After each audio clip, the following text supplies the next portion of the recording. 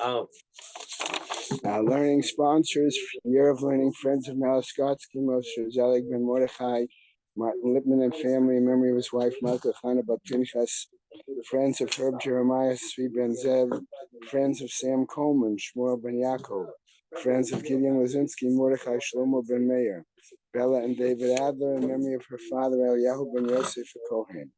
Those who were inspired by our Rebbitzin Emerita, Sheila Shapiro, Sarah Stamaka, Bat Meshulam Yisachar, Yael and Leslie Kaplan, in memory of their parents, Mushka Shprinza Bat Yosef Chaim Bechava, Hanan Ben Moshe Eliezer Vechana, Pesha Bat Shmuel Yitzchak Halevi Vitzipora, Yisr Ben Yoel Moshe Cohen Vechana, Rexford Friends of Gladys Sherman, Gutta Bat Meir, Michael Klein and Friends of Judah Klein, Yehuda Tzvi Ben Chaim, Marsha Brana, in memory of her husband, Harav Yerachmiel Ben Shmuel, The Month of Learning by Ruben and Susan Podolsky, in memory of his father, Tzvi Ben Pinchas, Charlie Gelfenstein, in memory of his mother, Dacia Gilel Bat Meir Halevi, A Week of Learning by Ruth Burian, in memory of her husband, Moshe Ben Mordechai, Susan Fruchter Kramer, in memory of her late husband, Rav Shmuel Aharon Ben Ephraim Fisher.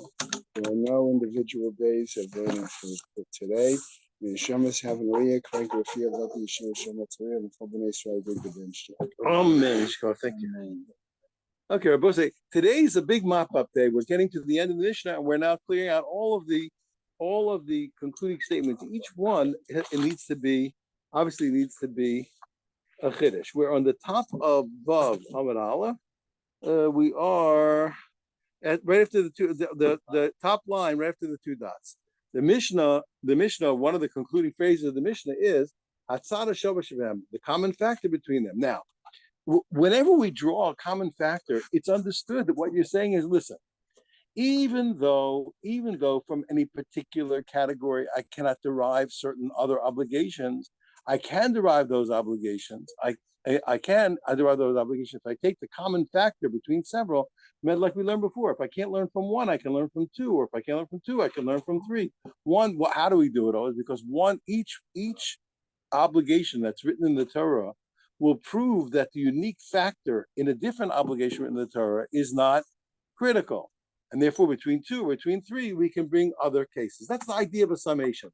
So now the Gemara is going to say, since the Mishnah made a summation, it wants to teach us new cases. Well, what are those cases? And we're going to have 4 proposals.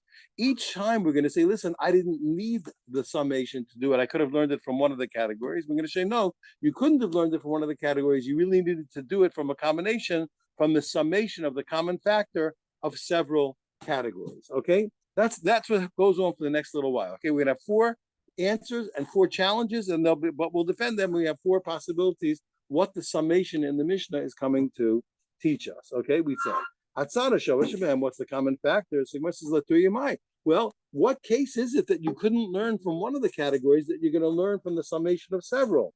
Amar Abaye says, let's say a guy had an object. He had his stone or his knife or his burden. Okay, he put on top of the roof, and then a normal wind knocked them off. Very important that it's a normal wind. It's something that they should have anticipated, and it blew them off, and they did damage. So the Gemara says, "Get out of here! What is it? I don't need a summation to learn that." Hey, Chidami, what's the case? If they do damage, they hit something, whatever it is, while they're moving. Anyway, that's fire. And I can learn it. I don't need a summation to learn it. I can learn it directly from one of the major categories. From what? From Aish. What's different about Aish to Koach Hachem Rabo? Now remember, we can use this factor that another force is mixed in both as a leniency and as a stringency. Here we're saying, listen, Aish, since something else is mixed into it, okay, it's your money, you get it to watch it, and if we have to pay, Aninami, these two, it's the same thing. If the wind blew it off and they hit something while they're moving, Nami, another force is mixed in the wind. It's your money. You have to watch them, and therefore you're obligated. So I don't need a summation to obligate that case. I can learn it from what? From the case of fire, no problem. The Ella, Basa, Denaichi. So what if they? Oh no! So it must be like this. It blew them off. And after they hit the ground, somebody stumbled upon them. They did damage.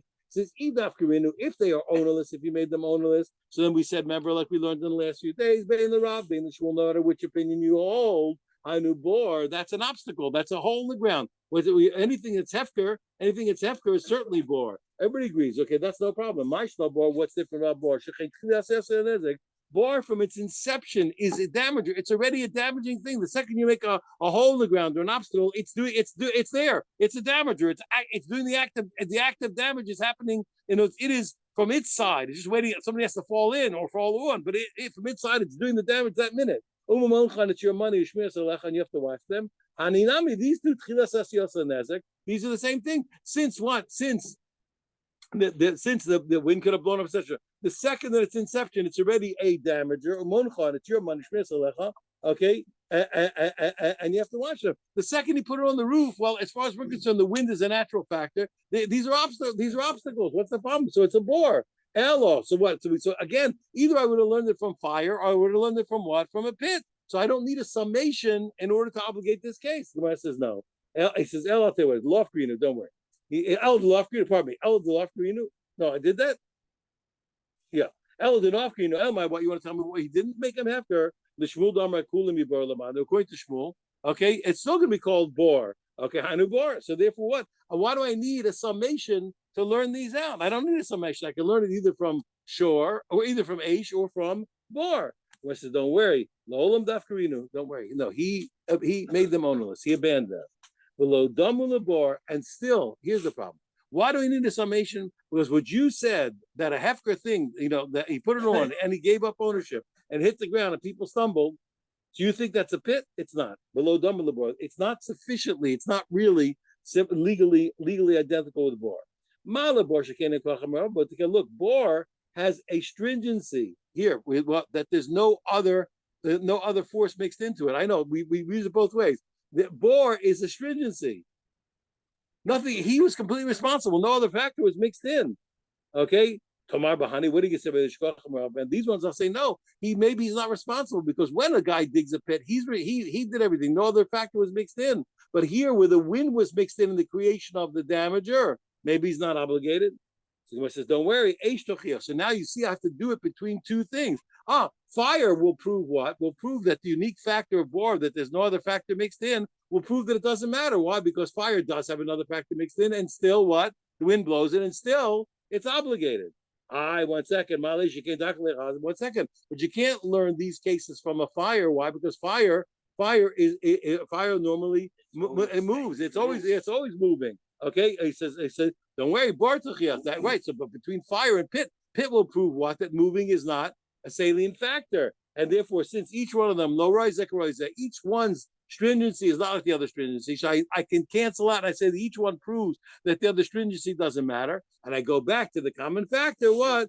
That these things are want WNT to do damage, and they're your money. You have to watch them. You have to pay. That's the word they use. Want. They say won't. Right. It's not want? Want to cause damage. I thought want. I'm teasing you. I'm not, but both of them. Okay, anyway. This is bad in terms of accent. Yeah.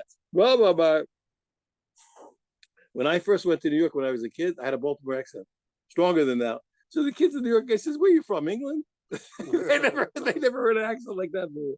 Rav Amar. Rabba says, okay, so that was one case. Rabba Amar, I'll give you another possibility why you need a summation. What's another case that you need a summation in order to obligate? Now, to your bar miskal, I'll tell you what happened. Let's say you put down an obstacle, but instead of the obstacle, usually the obstacle is passive. You put it there, and somebody falls on it or in it. Here, what if I put down an obstacle, and then nobody fell on it where I put it? An animal or human beings trampled, kicked it around, and then it rested in a second place, and then did it. So you say, what's the difference? The answer is a big difference. Why? Okay. So what we're going to see in a minute that we need a summation to learn out that it's obligated. Why? Well, I said, 1 second. Why do you need a summation? Hey, tell me what's the case? If the owner, after you put it down, okay, what he made it hefker and then got kicked around, he says, Bein l'Rav, Bein l'Shmuel. I know, what do you mean? Anything that's ownerless and it's an obstacle, for Rav and Shmuel, both Rav and Shmuel agree what? That it's a pit.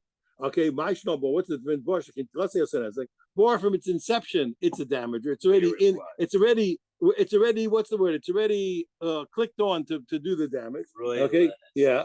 Okay, okay. You have to guard them. Honey, no, it doesn't listen. That's also these. The second what? The second that they're on the ground, they're ready to do damage. Okay, the second that you made them, pardon me, you did it, and you have to guard them. Okay, and you have to guard them. Ella, okay, the lafinu elam. What's the other case that they're not after? Still, the shmul damarkulam mibar lamadu hanibar. According to Shmuel, in that case also, it's still bar. Okay, lolam dafkarino. No, don't worry. Here's the case. He put them down and he made them hefker, but they were kicked around. But still, lo dami labor. They're not really legally identical with bor. Malabor shecame masagarmalo by bor. Okay, by bor here. What's a bor? A guy digs it or he uncovers it. It's his actions that really that make the damage. Tomar Bahani, what are you going to say over here? James Meister Garmelo. Why? Because when what his action of putting it down, nothing happened. Somebody else had to kicked it into place. So you're saying, or rolled it into place. So therefore, what? It's not really by dint of his actions. Twice removed, yes. Yeah, twice removed, yes. But he's only what's called in logic. We have, in logic, we have what's called siba krova and siba rechoka. We have an immediate cause and a distant cause. Here. Why am I sitting at this table? Well, I'm sitting at this table because I sat down because I bent my body, and I put it on the chair. No, I'm sitting at the table because I got up this morning.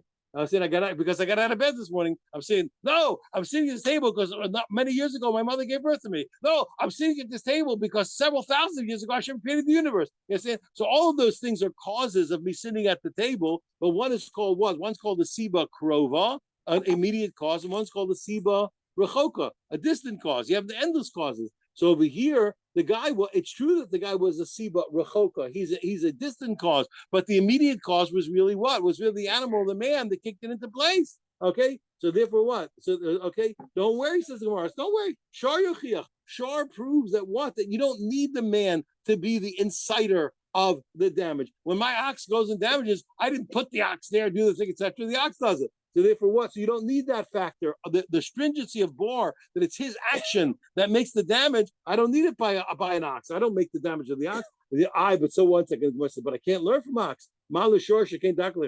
Yeah, shore has a special stringency. It moves. It has locomotion. Okay, and what? And these things don't. The way bor proves that you don't need locomotion to be obligated. I see what we say again. So we say what? We say what? We repeatedly go back and forth. This one proves that doesn't matter. This one proves that one doesn't matter. And we go back to the common factor, what? That these things are their way to do damage, and it's your money, you have to guard them. So that was the second answer of what? Of why we need the summation to obligate a case, and we can't. So that's the second case we need the summation for, and that won't work from any particular category. I'll give you a third case. Now, to you hard the Tanya, what we learn like this. We learned the following. Here, are you allowed to put out your sewage water or your garbage into the public domain? The answer is it depends what time of year it is. Okay, why is that? Because by them, every winter the streets were a mess. You're right. In the winter, the streets were a muddy mess full of debris. In the summertime, the streets were nice. So what they therefore what? So they said, all these people say post can be BSAM. They open up they flush out their sewage water, regard from our saying, or they throw out their garbage, they scrape out the garbage. If it's the summertime and the streets are nice, okay, they're not allowed to throw that stuff into the public domain. You're not allowed to. You're damaging you're taking over property that belongs to you. You must shamim. But when it's the winter time and the streets are full of mud, etc., they're allowed to do it. But even though you're allowed to throw your refuse or your sewage into the public domain during the winter, even though I have permission, if they did damage, you have to pay. And this is important. You have to know, not everything covers everything. I have here in the United States, I have this all the time, the problem. People get a package of produce where there's a hechsher from a base to the badats on it. And we tell them you have to check it for bugs. They say no, there's a hechsher on it. No, they put a hechsher that this grain or this fruit or whatever you got wasn't processed in a way that had unkosher things in it. They're not putting hechsher that there's no bugs in there. They didn't say the bugs are kosher. You know, I'm saying that's special. That's a special thing. But otherwise, you say when you get a hechsher, so doesn't mean there's no bugs in it. When you get a hechsher on something, doesn't mean there's bugs. You still have to check it. That's it over here. The fact that we gave a person reshus you understand, to put their junk into the Shus Rabim, that was for the sake of encroaching on the public domain. But we didn't give him permission. We didn't give him permission to damage people. That's a different story. One thing has nothing to do with the other. The fact that you're not encroaching on the public domain doesn't mean that you can hurt people, and therefore they have to pay. Now, the Gemara says, so that's the case. The case is we need the summation to tell us that when they damage people by putting the stuff in the Shus Rabim, with permission to put in the Shus Rabim, that they still have to pay. What's the who cares? It says if they did the damage while they were flowing, while they're on the move, kochu, that's the man's strength. That's a human being. That's the halacha what of a human. Like I told you, we don't believe in utensil causes. And what I mentioned the other day by utensil causes here, not only can I not go to the base and say, Judge, I'm not responsible for killing him. The bullet did it. I'm not responsible for killing him. The arrow did it. The knife did it. Not only that, because if you would take that cause, you have to realize that nobody is ever responsible for everything. Because listen, if I shoot a man, who let my hand move? Hashem. So who's responsible for killing him? Every time if I shoot somebody, who killed him? God did it. It's not my fault. If I said something bad to somebody, it's true, but it's not. That's what I'm trying to tell you. The halacha. Hashem did do it, that's right, but the halacha is that what utensil here, this is what I want to explain to you. Here, that I want to explain to you. The facts are that I can't, that my hand, I need Hashem to, if I want to kill somebody, I need Hashem's strength to move my hand. If Hashem doesn't want my hand to move, it's not going to move. My mother's father, so they were the depression, he told me they would walk for miles to save a penny, whatever it cost to go on the trolley. He didn't go on the trolley. They couldn't afford anything. So they had Friday nights, they used to daven. It was my mother's father. So they used to daven. So they had they davened in a room, and they had one light bulb in the whole shul, one light bulb. And they used to have every Friday night, but they finished with no. They had the guy would put it out. One Friday night, it turned out there's no guy, and they were so poor, their mom is shaking of the thought that the light bulb was going to continue burning throughout Shabbos. They're terrified. They're terrified. How can they? They want money. See. So one guy was there. I don't know what he was doing in shul. The guy obviously didn't care about the mitzvahs. He says, "I'm not afraid." He lifts up his hand to unscrew the light bulb, and he became paralyzed. He got a stroke on the spot as he lifted it. But now I wouldn't tell you the story. But I'll tell you why. My grandfather never told Baba Mises. He was a scientist. It was my mother's father. Mamish was a scientist. If he told you something, that's what happened. If he told me that story, I'm telling you it happened. But the point is like this. So listen, what do you mean? I'm not responsible for killing the guy. Hashem moved my hand. Hashem did. The answer is right, but in the halacha, utensil causes have no value. The halacha, since normally what? When I want to move my hand, Hashem moves my hand. My hand is now just like the knife is a tool in my hand. My hand is a tool to my brain, to my brain or to my decision. And therefore, all those tines make nothing. You can't say, oh, it's not my fault, it's God's fault. That's what all the Rishonim in the world claim. If God didn't want this to happen, it wouldn't happen. I didn't kill the Jews, God killed the Jews. He's a Russia. Utensil causes have no meaning, you understand, in the Torah. In any case, over here, so I say to you, what? So if it happened while they're moving, I flushed it out. I did it. That's a man damaging. So I don't need a summation to do that. I know it from what? From Adam. Okay? What they did damage after they floated and hit the ground. What's the case? And like we've been saying all along. If he made them on a list, which people usually do with their garbage. They don't usually maintain ownership.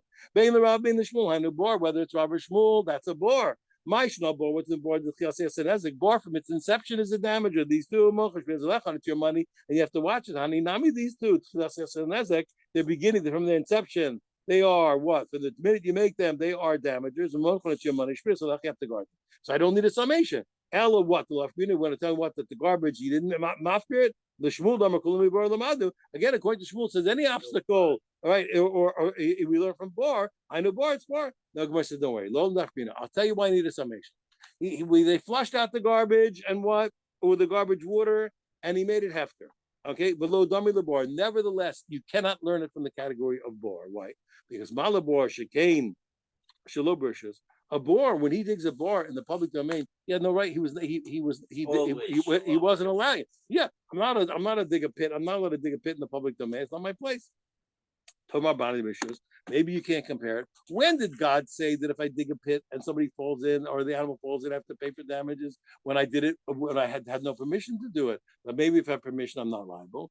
Gemara says, don't worry, shor yachia. So what? A shor will prove. Remember, I told you I'm allowed to take my ox into the public domain. It's not forbidden. I'm allowed to take my ox to the public domain. Nevertheless, that even though I'm allowed to, but if it does damage, I have to pay. Same thing over here. Even though I have permission to flush out the garbage, I have to pay. Gemara says, yeah, but you can't really compare it to shore. Mala shore shekin daka lech lahazik. What a shore! It moves. That's something I had to have in mind that it was good that it was going to move. Okay, so now, but this thing, once it's on the ground, it's not moving. I shouldn't have to pay. Bar what bar proves that even the thing that stays that is passive and stays stationary, you still and the victim comes to it, you're still obligated. The chazer did again, and the judgment goes back and forth. This one proves that one's stringency doesn't matter. That one's stringency doesn't matter. We go back to the common factor, and it is life. So that's case 3 that we needed the summation to what? To obligate, and we can't obligate it from one of the categories. Ravina says, I'll tell you a 4th case. Now, and this is what we learned. This is famous. Here,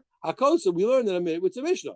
Hakosa, Elon, Shenaflu, okay, if a guy had a tree or a wall on his property, and they fell down, and he wasn't expecting it to fall down, okay, and they fell into the public domain, and they did damage, he is exempt. Why? Because it was a true accident. It's a true onus. He didn't expect it to fall down. They fell and they did damage. Yeah. Get it away. But I'm saying he wasn't his fault. He didn't expect it to fall. But however, let's say that's the case where he wasn't expecting it to fall.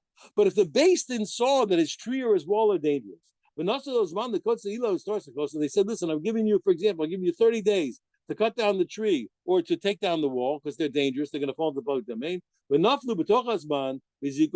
they fell down into the public domain and did damage during the time that Beis Din gave him, he's still fine. Why? Because Beis Din calculated that it's okay for the 30 days. In a sense, it's still what? He's still not obligated. But however, but if they fell after he was negligent and he didn't take them down in the time the Beis Din set, then what? Then he's obligated. So we need. Doesn't that also apply? My tree fell on the road. Yeah. So okay, I don't have, but if it's still there a week later, I didn't get it. That we actually have to talk about. Depends on was he there? Maybe it was overseas. Once he's notified, he has a reasonable time to remove it, and after that, so it's okay. So I'm not going to say anything because it's not here. That case is not here, so I'm not going to speak. Yeah. Applies in American civil law. I mean, if your neighbor's tree falls on your property, the insurance company will not pay it unless you warned the neighbor. You got to let the guy know. That your tree looks like it's going to fall. Or a pothole in New York City. They're not liable until someone calls in. Right. Okay, so here, no, he has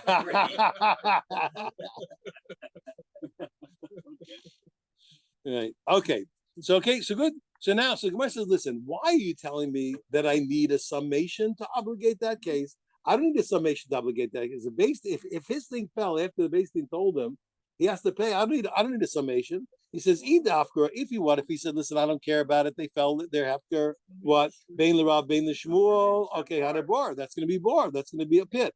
So a bar is common. It is always going to be. It's common for it to damage. And you have to guard it. These two, there's a likelihood that they'll damage. You have to guard them. If he didn't abandon ownership, the Shmuel Damar Kuli Bar Lamanu, Hanabar still according to Shmuel, that's still called bar. Okay, so the Gemara says no, you do need a summation, and I can't learn it from one of them. Lolam Dafkarinu, he abandoned them. Okay, he said I don't care. But Lodomi Labar, it's still not a bar. Why? Malabar Shekis an Ezek by bar. From the inception, when he put it down, it was for damage. When the guy planted his tree or when he built his wall, they weren't damagers. Okay, only later when a change took place.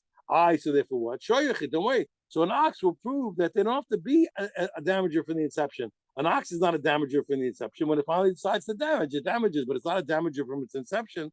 So I don't need that. But so what? But I can't learn it from shore because shore goes to the victim and what? And a pit stays passive and the victim comes to it. The answer is what? Bar tuchiyah. So bar proves that you can be passive. But what? So you see what? I can't. Bar proves that it doesn't have to be like shore, and shore proves it doesn't have to be like bar. Between the two, chazra din, you go back and forth, and I rely on what? On the common factor of what? these are likely to do damage. The way to do damage, it's your money, you have to guard them. So that's case number 4 that we learned from the summation at the end of the Mishnah that I wouldn't have known from any of the particular categories. Says the Gemara further. Let's example. Now, this is very important.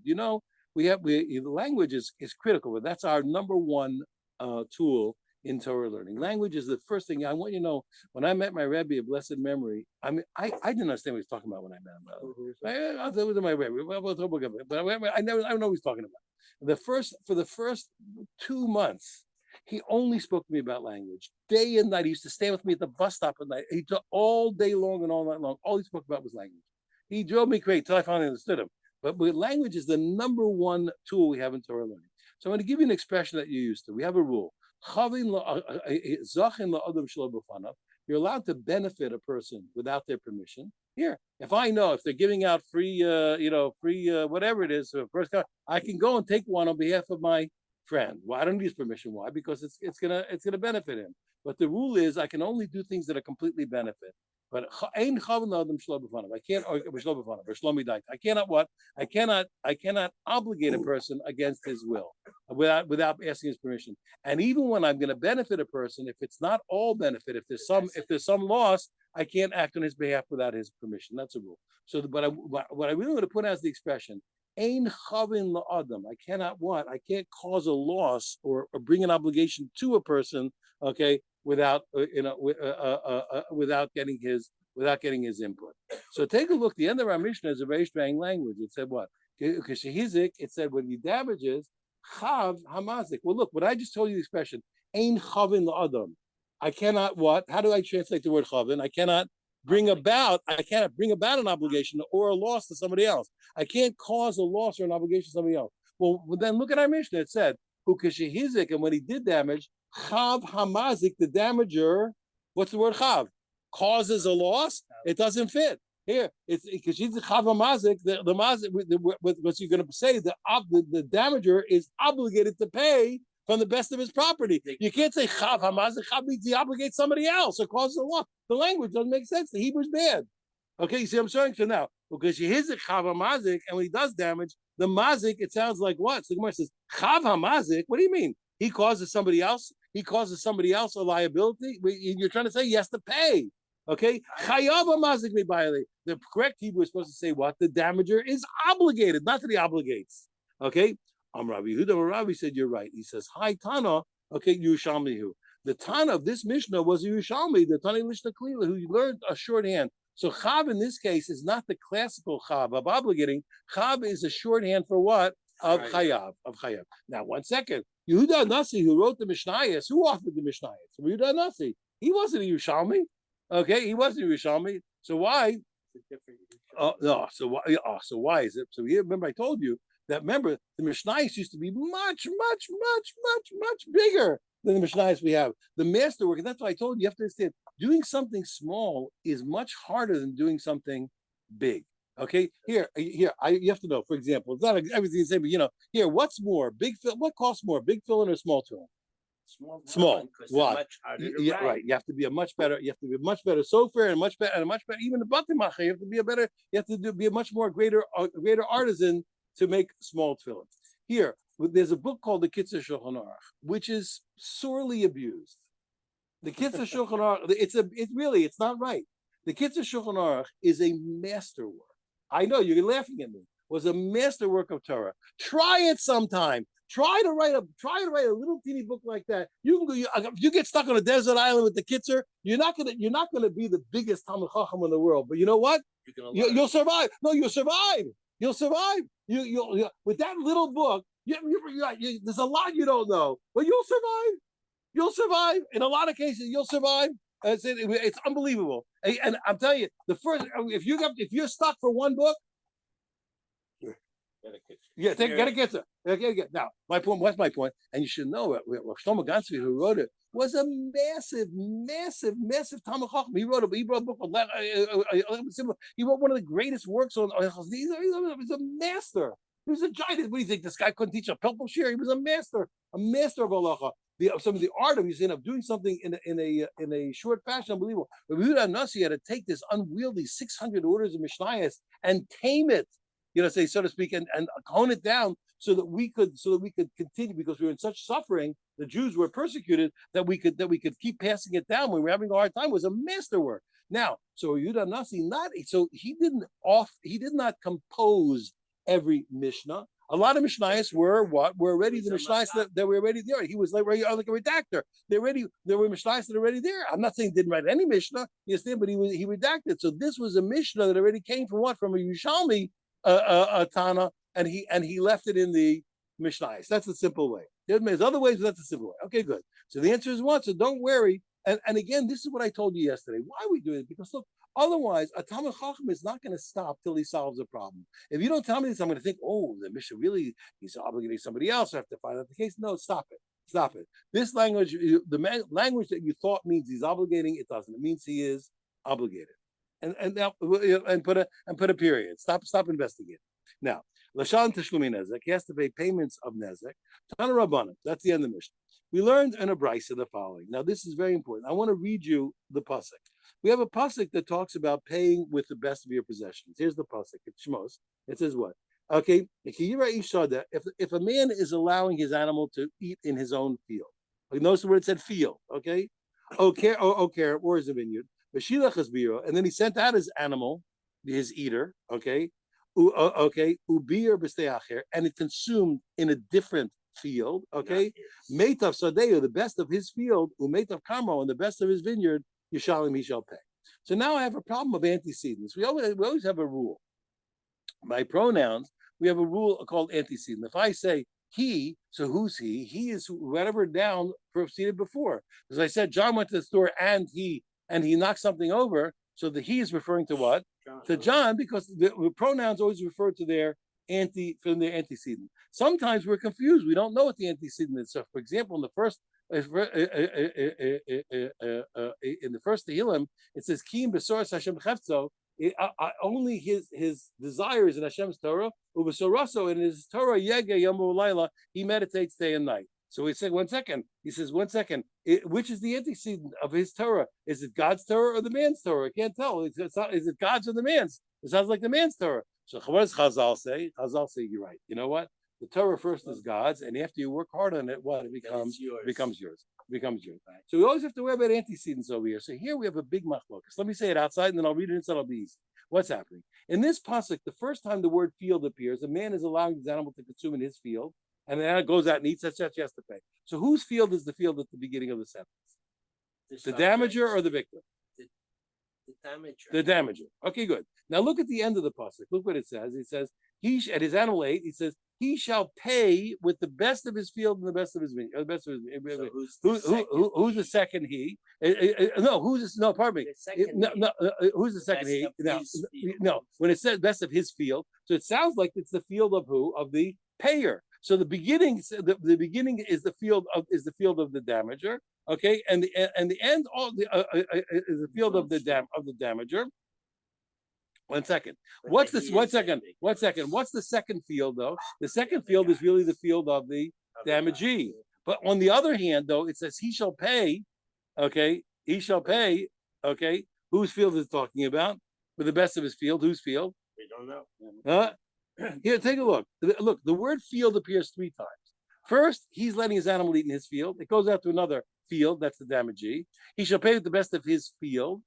Okay, is that the field of the damagee or the field of the payer? It's ambiguous. Okay. Oh, it's ambiguous. So we have an argument. One opinion. When we do it outside, we do it inside. It's easy. Don't worry.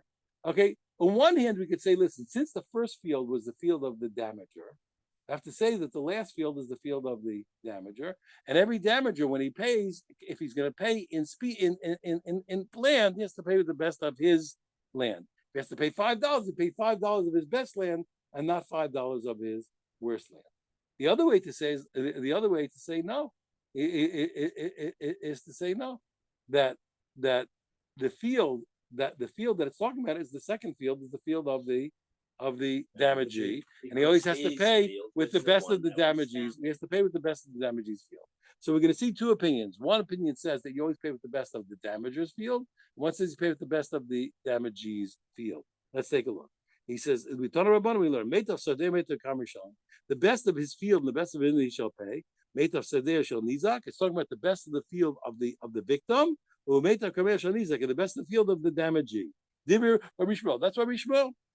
Rabbi Kiva says no.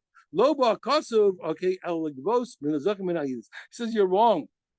And just tell me what, okay, you're making a mistake.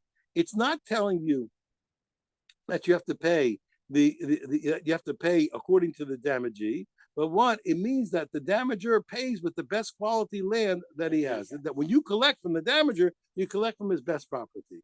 Okay, but all the more so will be the case when collecting for the temple property. Now, they got a problem because the way we understand it, let me do it in a minute easily. The way we understand now originally is like this. Shmuel says, no matter what you damage, you have to pay the best. So if my animal ate, and a guy has a field, he has skinny rows and fat rows. Even if my animal ate a skinny row, I have to pay what a fat row. I always have to pay the best row in the damagee's field. So the Gemara says, does that make sense? Rabbi Shmuel, if the animal ate a fat row, he pays a fat row. If he had a skinny row, he still pays a fat row. Whether he ate a $5 row or $10 row, he always pays the $10 row. He pays the best row. Does that make any sense? Rabbi says, no, you're right. That makes no sense. Here's what Rabbi Shmuel meant. This is what he's saying. Here's what happened. The animal ate a row amongst the rows. Some are skinny and some are fat. We don't know if he ate a cheap row, a $5 row, or a $10 row. In that case, you pay a $10 row, you pay a fat row. I said, get out of here. It's impossible. What are you talking about? We have a principal rule throughout the entire Torah. No one can ever take anything out of the possession of his neighbor without a proof. What are you talking about? When I know that the animal ate a skinny row, he pays a skinny row. I don't know. I don't even know if he ate a skinny row or a fat row. Shemena is going to pay a fat row. When I know he ate a skinny row, he only pays a skinny row. Now when he don't know he's going to eat a fat row. The rule is when anybody that wants to extract money from his friend has to bring a proof. You have no proof. You're right. You're making a mistake. We didn't understand what Rabbi Shmuel said. This was talking about. Here's the case. Okay, he says it's when the best quality land of the damagee, Kaziburis Namazik, is equal to the worst quality land of the damager. This is the argument. Okay, here's what's going on. Rabbi Shmuel holds that we always evaluate the best according to the damagee. Remember, so the damagee's best is equal to the damager's worst. Okay, and therefore what? And therefore it's a lenient, so he can pay for his worst property. Rabbi Kiva he says no. The pasuk is saying that when you collect, you always collect from the best of the damager, and therefore even though the damager's worst land is equal to the damagee's best land, he still has to pay the $5 from his best land. So land. So now the most important thing is what? We're never saying that he pays more than he damaged. That's never happening. And we all agree that he's paying what he damaged. The only question is what quality land, if he's paying a land, does he pay it with? Okay, where Shmuel says you pay with the best quality of the damagee, which could be a big leniency for the damager. And Kiva says no, it's always a stringency for the payer. He has to pay from the best. So now my Talmud Shmuel. This is what I said to you earlier. We're almost done. Don't worry. What's the reasoning of Rabbi Shmuel? Because the beginning of the pasuk it talked about the animals eating in his field. Whose field was that? That was the field of the original owner. Pardon me. No, pardon me. No, I said wrong. Never soda lamata. It says soda below. Below means the end. It says field at the end of the pasuk. Okay, which is clearly talking about what? It's talking about when you're paying. But never soda lamala. And it says earlier in the pasuk, it also says field. Masa de lamala should just like the field at the beginning of the pasuk was whose field? The damager's field, where his animal started. The nizak, it's the damager. If say the field at the end, the nizak, the field of the damager. Of the damager. Pardon me, no. I said wrong. I said damagee. I'm saying, oh yeah, one second. I'm so sorry. I made a mistake. Just like the field earlier, it says that it went into the field of another. It's the two. It's the field. Yeah, I made a mistake before. I said wrong. The field. I said wrong earlier. The field at the end. The two fields at the end. The first field at the end is the field of the damagee, and so it says since field number 3 at the end of the pasuk is the damagee. The field number 2 at the end of the pasuk is the damagee. Also, the field at the end of the pasuk what is the damagee? Okay. Now, sorry, I said wrong before what I said. Okay, so I'm sorry. I get sleepy sometimes. So real, just like the second field is the field, the other field is the damagee. So is the last field, the third field is the field of the damagee. The third field. There's three fields. Field number one, where we started, field number two, and field number three. Now, Rabbi Kiva says what? No, Meitav Sadeu, Meitav Kamri Yishan. You're right that it looks like what? That field number three is just like field number two, which is the damagee. He says no. He says what? But the structure of the verse, he says, the best of his field he shall pay. Who's it talking about? The payer, the best of the payer's field. The Heichte Komashal, it's the field of the payer. So even though you're right, the field three looks like it's adjacent to field two, which is the field of the damagee. Since it talks about paying, it's got to be the field of the payer. Okay, so that's easy enough. Now, I've Rabbi Shmuel. So one second, but doesn't Rabbi Shmuel admit? Doesn't he also admit that the simple structure of the pasuk, the best of his field he shall pay, sounds like it's the field of the payer? He says, I'll tell you why. He says, you're right, but you're wrong. In one case, you're right. What I'm saying is true, that the two fields are the same. The field, since the first field is the field of the damagee, also the last field is. But there's one case where the second field is really the field of the damager, the last field, the third field. Okay, and I'll tell you what it is. Okay, Ahanik Zereshava, the comparison of the two words, field two and field three, that it's the damagee. I'm correct. But you're right. What Rabbi Kiva said is also true, but in one case, not in all cases, in a single case. In most cases, like I'm saying, since the field two is the damagee, also field three is the damagee. But you're right, the structure that it sounds like the field of the payer is true in this case. We have an interesting case. Let's say the damager has best property and worst property. The idis the nizak, okay, and also the damagee has fine quality property. But ziburis the mazik lo shavik idis the nizak. In this case, the worst quality property of the damager is not as good as the best quality of the damagee. Had his worst damagee, had his worst quality been equal to the best, he could pay it. That's what he said. The problem is he only has two choices. His worst quality is not as good as the best of the damagee, and his best quality is much better. Really should. So now what does he say? Listen, I'm sorry. Since I have no choice, I'm going to give you my worst. That's what he wants to say. The answer is no. The mashalim they make of the day. He has to pay his best quality, not because in general he has to pay the best, because since he has to at least match the best of the damagee, and his worst can't do it, he has to give him better than he needs to. Okay, the lo matzi amalei, and the chiddush, he can't tell him, Ta'at begabi mizurus, come and collect from thy worst. Alagabi meitav, he has to what he collects from the best. So here's the point. So according to Rishmael, who knows we're saying what? Generally, it's the field of the nizak. What and the damager can pay even less than his best as long as it equals what? The damagee. So that's when the two fields are the same. The best of the damagee. What equals the best of the damagee, right? But once in a while, it's really going to say that he has to pay the best of the damager, even though it's not commensurate with what? With the best of the damagee. Why? Because since he only has better than the damagees, okay, he has to pay. Now, I'm going to leave you with one thing, a query, and it's an argument. We have an argument. What happens if he has medium quality? In the case where his worst his worst is not as good as the damagee's best, but he has medium and good. So now, is this pasuk a decree that once his worst is not as good as the thing, he always has to pay? Well, he always has to pay. Has to pay.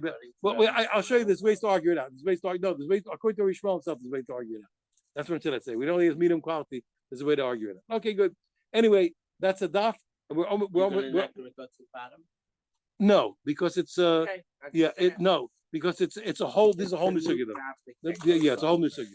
Okay, sure, thank you very much. It's very early. You should do the rest and go over. Yours truly has a doctor's appointment. No, but I would have stopped at him. Honestly, I would have stopped there. It's the right place to stop.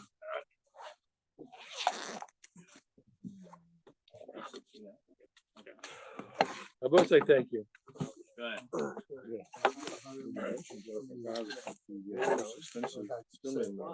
Yeah. Actually, it's very warm.